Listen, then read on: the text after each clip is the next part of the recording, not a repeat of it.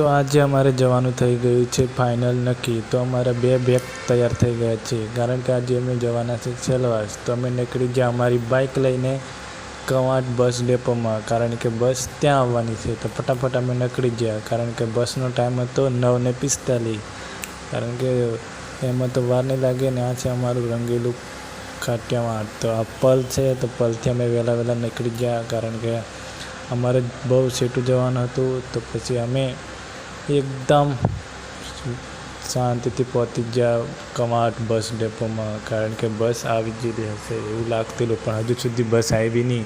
તો વહેલા અમે પહોંચી ગયા બસ ડેપોમાં, કારણ કે અહીંયાથી કવાંટથી સેલવાસ જવાનું છે, તે પણ આખી દાડો થાય 300 કિલોમીટર. તો પછી આ છે અમારું બસ ડેપો, નવું બનેલું છે. તો પછી બસ આવી ગઈ, અમે બેસી ગયા અને પછી અમે રાજપીપળા કરી નાસ્તો. પછી અમે ચાલને થોડુંક ટ્રાવેલ કર્યું છે એટલે સોડા ગયા હતા, તો લીંબુ સોડા પી લીધી ને પછી અમે નીકળી ગયા થોડીક વાર ફરવા માટે. તો આ છે સેલવાસનો આવો કંઈક નજારો. પછી ચાલને હું થોડીક વાર લાઇબ્રેરી દેખતા આવ્યો. તમે ગયા લાઇબ્રેરી દેખવા માટે? અહીંયા તો ભાઈબંધ એકદમ મજામાં જ છે.